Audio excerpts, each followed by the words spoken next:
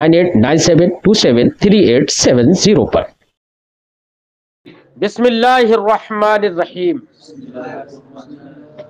ابواب الاطعمۃ عن رسول اللہ صلی اللہ علیہ وسلم، رسول اللہ صلی اللہ علیہ وسلم سے مروی اطعمہ کے ابواب۔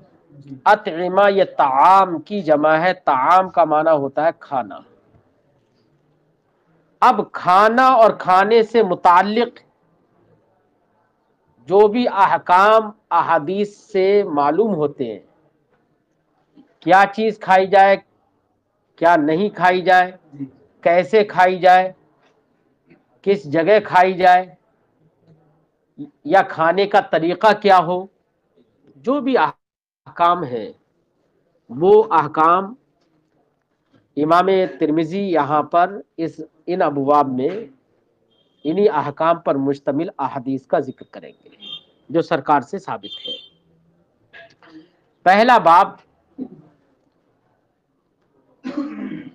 فرماتے باب ما جاء علی ما کان یاکل النبی صلی اللہ علیہ وسلم، یہ باب ہے اور روایتوں کے بیان میں جو اس سلسلے میں آئی ہے کہ رسول کریم صلی اللہ علیہ وسلم کس چیز پر کھانا کھاتے تھے۔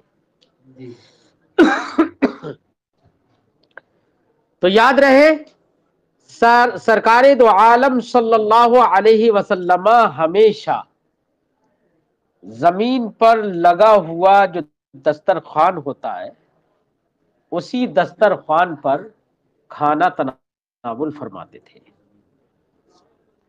لہذا کرسیوں پہ بیٹھ کے ٹیبل لگا کر، اب زمین ہی پر بیٹھنا ضروری نہیں ہے، زمین کے اوپر آپ نے کچھ میزیں اور ایسی چیزیں لگا دی کہ اس پر آدمی بیٹھ کر ایسے کھانا کھا رہا ہے، لیکن پلیٹ وہیں پر ہے، جس میں تھوڑا پلیٹ کی طرف جھکنا بھی پڑتا ہے، تو وہ بھی اسی حکم میں آئے گا۔ لیکن ایک طرف ہم کرسی پہ بیٹھے، دوسرے ہمارے سامنے ٹیبل لگی ہو، تو ایسی صورت میں وہاں پر تواضع نہیں رہتا۔ اس لیے حدیث پاک میں ہے کہ سرکار نے کبھی ٹیبل میز پر کھانا نہیں کھایا، چھوٹی چھوٹی پیالیاں، ان میں بھی سرکار نے کھانا نہیں کھایا، تشتریاں جو چھوٹی چھوٹی ہوتی ہیں، جیسے آج کے زمانے میں رواج، ہم تو آج کے زمانے میں خاص کر دیکھ رہے ہیں، ہو سکتا ہے اس زمانے میں بھی محدثین نے یہی فرمایا ہے کہ یہود و نصارہ کا طریقہ ٹیبل پر بیٹھ کر کھانا کھانے کا تھا، اس میں تواضع نہیں رہتی ہے، اس لیے سرکار نے اس کا استعمال نہیں فرمایا۔ ایسی چھوٹی پیالیاں ہم دیکھتے ہیں ہم اپنے زمانے میں کہ بڑا برتن چاول کھانے کے لیے بڑا برتن ہے، روٹی کھانے کے لیے، سالن کے لیے الگ چھوٹی پیالی آئے گی، پھر کوئی اور چیز کھائی اس کے لیے ایک الگ پیالی ہوگی۔ اب ہمارے یہاں تو اب وہ دوسری طرح کی پیالیاں ہیں کہ یوز اینڈ تھرو، استعمال کرو پھینکو، لیکن مال کی کتنی بربادی ہو رہی ہے، ہوتا ہے نا۔ لیکن نبی کریم صلی اللہ علیہ وسلم نے ایسی چھوٹی پیالیوں میں نہیں کھایا، جو یہ کہ بڑی تشتری ہے، پلیٹ ہے، اسی میں کھایا۔ اگر سالن اس میں ڈالنے کی ضرورت ہے تو سالن میں ڈال لیا، جس چیز کی بھی ضرورت تھی اسی میں ڈال لیا۔ تو اس لیے کھانے پینے کے ان امور میں اگرچہ آپ کھا رہے ہیں جائز تو ہے، لیکن سنت کے خلاف ہے۔ کرسی پہ بیٹھ کر ٹیبل پہ کھا رہے ہیں، کھانا تو جائز ہے لیکن سنت کے خلاف ہے۔ اس لیے چھوٹے چھوٹے ان مسائل پر بھی اگر امت مسلمہ دھیان دے تو بہت سارے حالات اسی سے بھی سدھر جائیں گے۔ بہت زیادہ مال کی اب تو حالات کھانے کے سمجھ رہے ہو، ٹھیکے دے دیے جاتے ہیں، اس میں جس کی مرضی جتنی ہوتی ہے ڈالتا ہے، پھینکتا ہے۔ چلیے خیر ہے، گفتگو زیادہ نہیں کرنا، ترجمہ لگائیں۔ یہ سب دوسری قوموں کے طریقے تھے، सरकार ने इनका इस्तेमाल नहीं किया। बाब मा जा अला मा काना याकुल नबी सल्लल्लाहु अलैहि वसल्लम, बाब है उन रिवायतों के बयान में जो इस सिलसिले में आई है कि नबी करीम सल्लल्लाहु अलैहि वसल्लम किन चीजों पर खाना खाते थे। हदसना मोहम्मद इब्न बशार हदसना मुआज इब्न हिशाम, हमसे हदीस बयान की मोहम्मद इब्न बशार ने, वो कहते हैं हमसे हदीस बयान की मुआज इब्न हिशाम ने। हदसनी अभी, वो कहते हैं मेरे वालिद ने मुझसे हदीस बयान की, वो रिवायत करते हैं यूनुस से, वो रिवायत करते हैं कतादा से, अन अनस, वो हजरत अनस से रिवायत करते हैं, काल, उन्होंने कहा मा अकल नबी सल्लल्लाहु अलैहि वसल्लम अला खिवाना, खिवान ही है,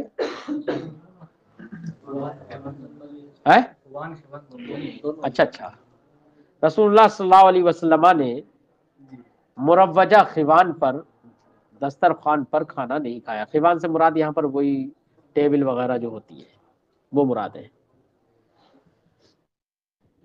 वला सुकुर रजा, या राके फतह के साथ, वला सुकुर रजा, और ना ही छोटी छोटी प्यालियों में खाना खाया। वला खुब्सा लहू मुरक्कक, और ना ही सरकार के लिए कोई ऐसी रोटी बनाई गई जो बहुत पतली हो, जैसे आज के जमाने में रुमाली रोटियां बनती हैं, पतली सी बिल्कुल।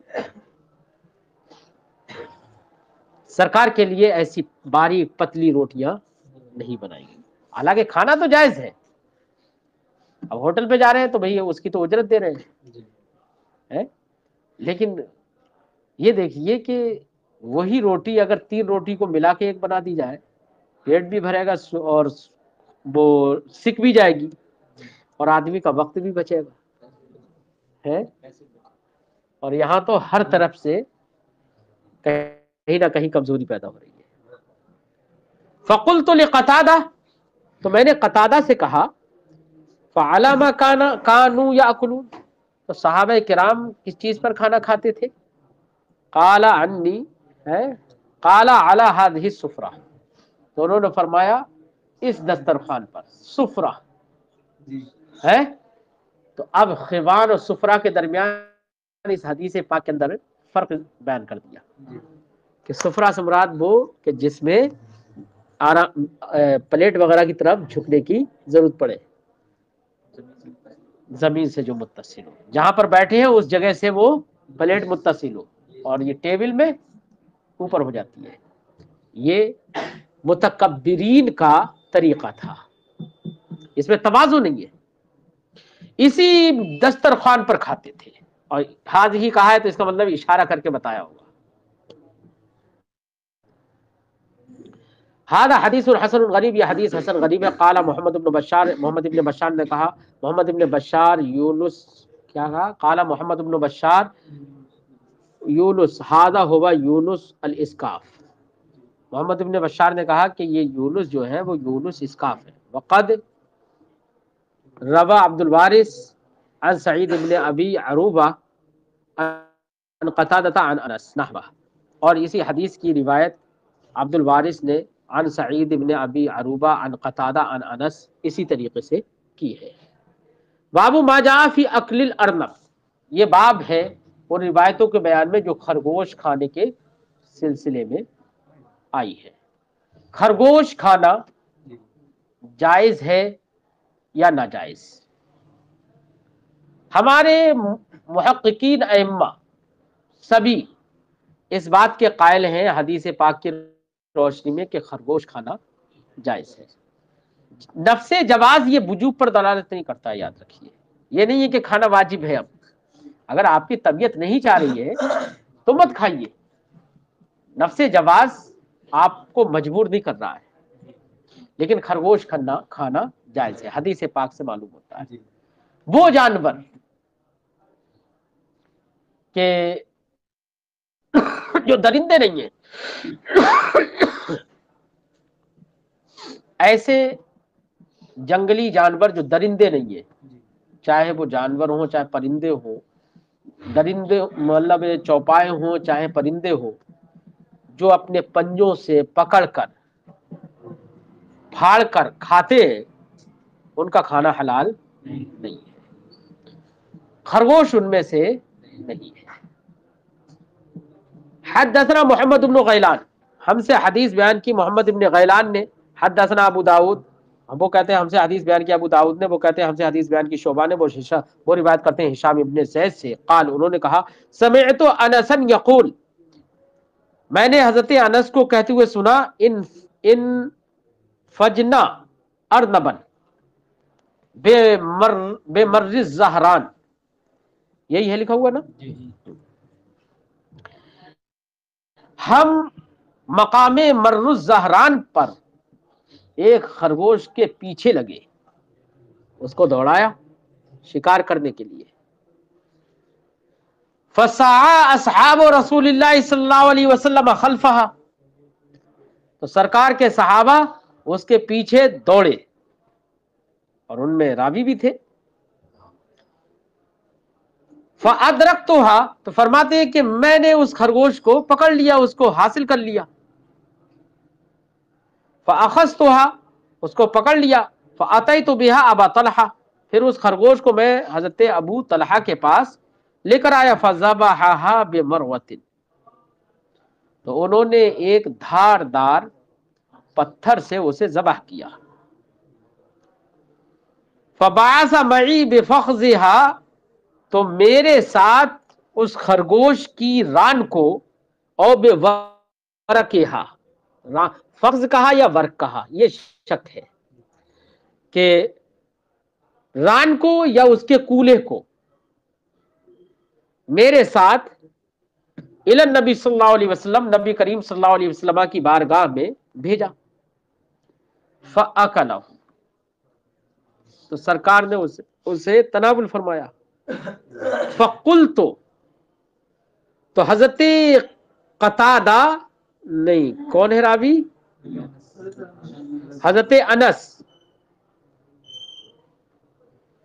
حضرت ہشام ابن زید نے کہتے ہیں کہ میں نے حضرت انس سے کہا، فقلت، تو میں نے کہا یعنی حضرت انس سے، اکلہ، سرکار نے تناول فرمایا، قالا، تو سرکار، تو انہوں نے حضرت انس نے فرمایا قبلہ، یعنی تناول فرمایا یہ تو پتہ نہیں، لیکن سرکار نے قبول کر لیا۔ ہمارے ائمہ نے فرمایا اگر خرگوش کا کھانا حلال نہیں ہوتا تو سرکار قبول بھی نہ فرماتے، یہ دلیل ہے اس بات کی، اور اگر اکالا ہی ہے تو بات بالکل ہی واضح ہے۔ وفی الباب عن جابر و عمار، اس باب میں حضرت جابر، حضرت عمار، حضرت محمد ابن صفوان سے روایت ہے، ویقال، اور کہا جاتا ہے محمد ابن الصیفی، کہ محمد ابن صفوان کو محمد ابن صیفی بھی کہا جاتا ہے، ھذا حدیث حسن صحیح، یہ حدیث حسن صحیح ہے، والعمل علی ھذا عند اکثر اہل العلم، اس پر عمل ہے اکثر اہل علم کے نزدیک، لا یرون باکل الارنب بأسا، خرگوش کے کھانے میں کوئی حرج نہیں جانتے، نہیں دیکھتے، وقد کرہ بعض اہل العلم، اور بعض اہل علم نے مکروہ قرار دیا اکل الارنب، خرگوش کے کھانے کو، وقالو، اور انہوں نے علت یہ بتائی کہ انہا تدما، کہ خرگوش کو کھانا مکروہ ہے کیونکہ خرگوش جو مادہ ہے اسے حیض آتا ہے، اور جب حیض آتا ہے، اور حیض انسانوں کو آتا ہے، ارے انسانوں میں سے مونسوں کو آتا ہے اور اس کو بھی حیض آتا ہے، تو اس مشابہت کی بنا پر انہوں نے کراہت کا قول کیا، باقی جانوروں کو حیض نہیں آتا، یہ علت ہے، کچھ ائمہ نے یہ کہا۔ باب ما جاء فی اکل الضب، یہ باب ہے گوہ کے کھانے میں، الضب کا معنی ہوتا ہے گوہ، ہمارے علاقے میں گوہ کہتے ہیں، فارسی میں غالباً اس کو سوسمار کہتے ہیں۔ بارش کے دنوں میں خاص کر یہ جانور لوگوں کو نظر آتا ہے، دیگر ایام میں نظر شاید نہیں آتا ہے، نہیں گوہ ایک چھپکلی سے بھی بڑا ایک جانور ہوتا ہے،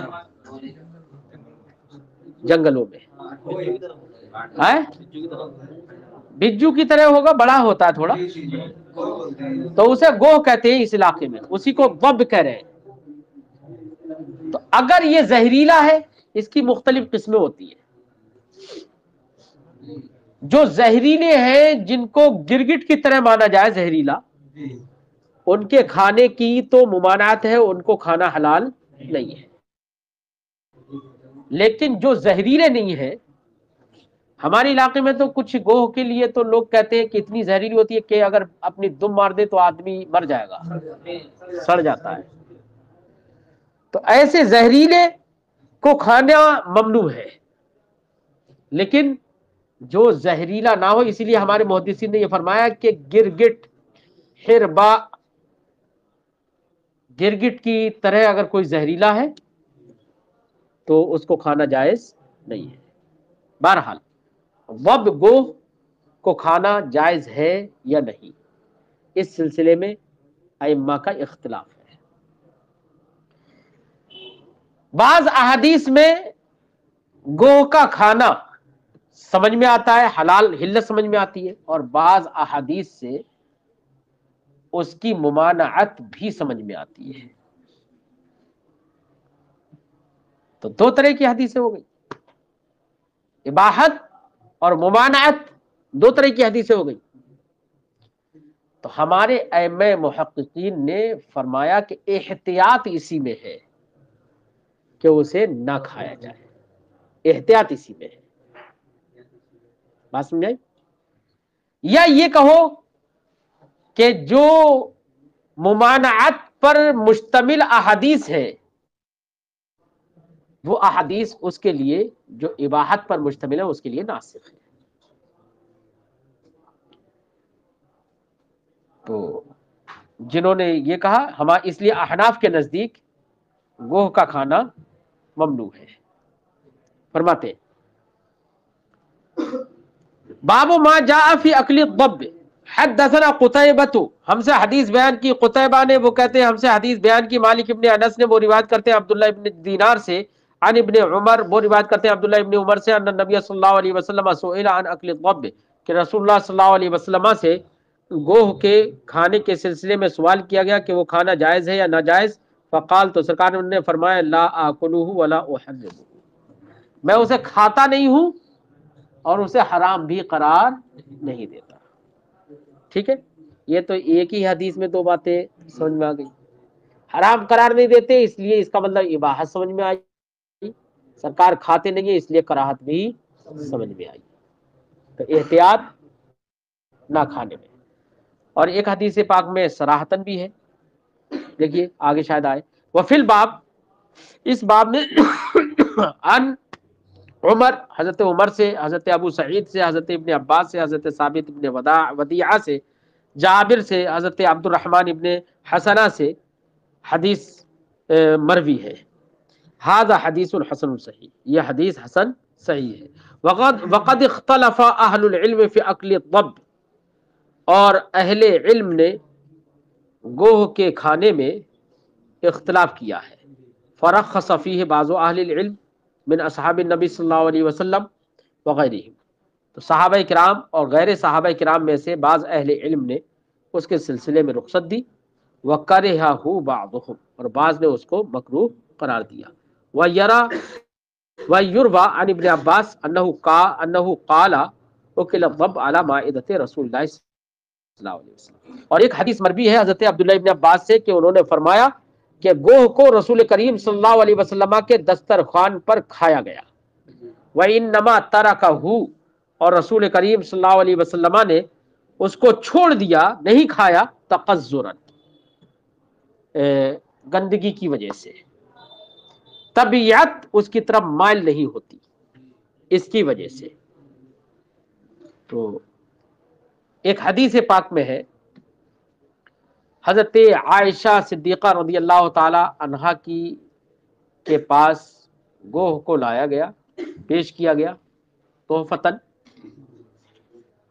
तो उन्होंने सरकार की बारगाह में उसको रखा, तो सरकार ने उसे खाने से मना फरमाया। تو حضرت عائشہ صدیقہ نے سوچا کہ کوئی ضرورت مند آئے تو میں اسے دے دوں، تو آپ نے ایک ضرورت مند کو دیا، تو سرکار نے دینے سے بھی منع فرما دیا اور فرمایا کہ جس کو تم نہیں کھاتی وہ دوسرے کو کیوں دیتی؟ حدیث کا مفہوم ہے یہ، اس کے حاشیے میں بھی یہ حدیث ہی مذکور ہے۔ احناف نے اسی حدیث سے استدلال کیا اس بات پر کہ وہ کھانا ممنوع ہے، احتیاط اسی میں ہے۔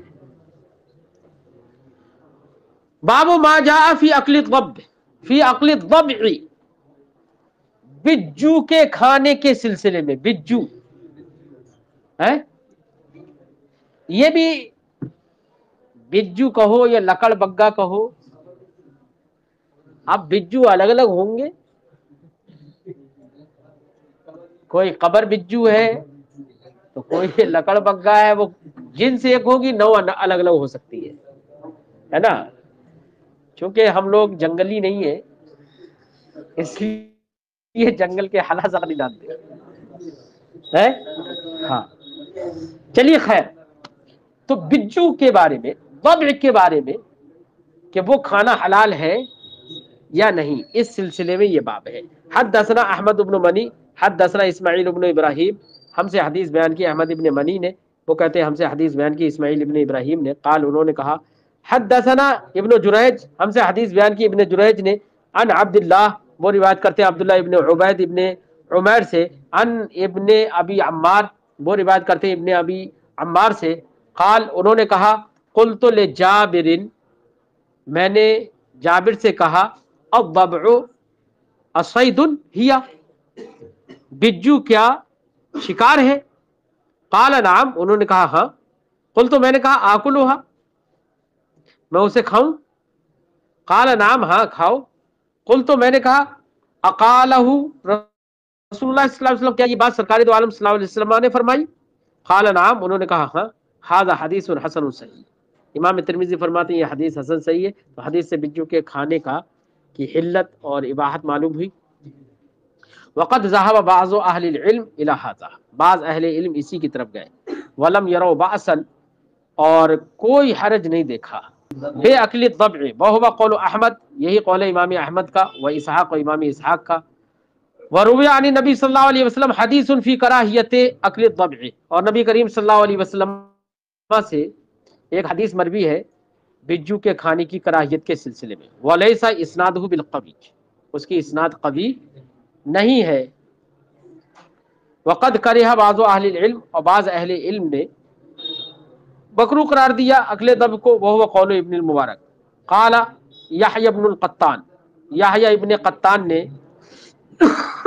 فرمایا، وروى جریر ابن حازم، جریر ابن حازم نے اس حدیث کی روایت کی، عن عبداللہ ابن عبید ابن عمیر، عن ابن ابی عمار، عن جابر، عن عمر، اس سند کے ساتھ اس حدیث کی روایت کی، قولہ، ان کی پھر آگے کی وہ حدیث وہی ہے، وہی قول ہے۔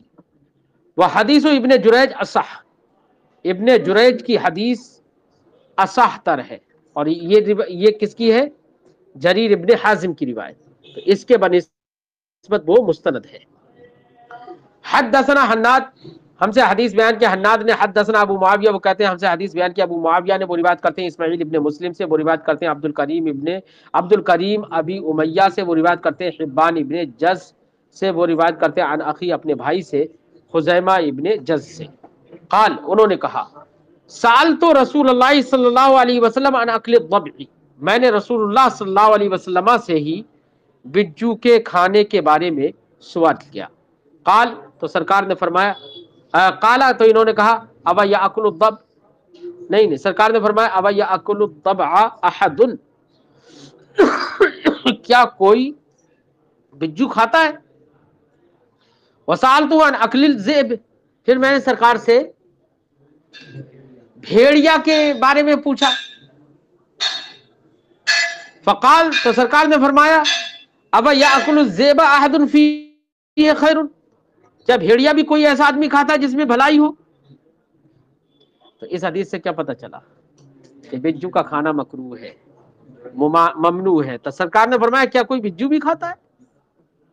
یہ تو فرمایا، بس یہی بتانا. ھذا حدیث لیس اسنادہ بالقوی، چونکہ امام ترمذی نے پہلے کہہ دیا کہ ایک حدیث سے قرات بھی سمجھ میں آتی ہے لیکن اس کی اسناد قوی نہیں ہے. فرمایا کہ ھذا حدیث لیس اسنادہ بالقوی لا نعرف الا من حدیث اسماعیل، اس کو ہم نہیں جانتے مگر اسماعیل ابن مسلم کی حدیث سے، وہ روایت کرتے ہیں عبد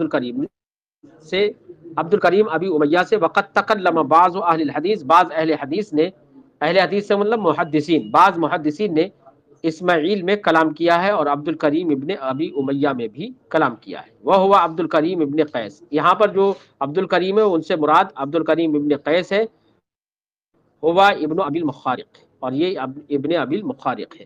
وہ عبد الکریم ابن مالک الجزری، اور عبد الکریم ابن مالک الجزری جو دوسرے ہیں جو یہاں پر نہیں ہے، ثقہ، وہ ثقہ ہے. یہاں پر اس سند میں جو ہے وہ ثقہ نہیں ہے. بس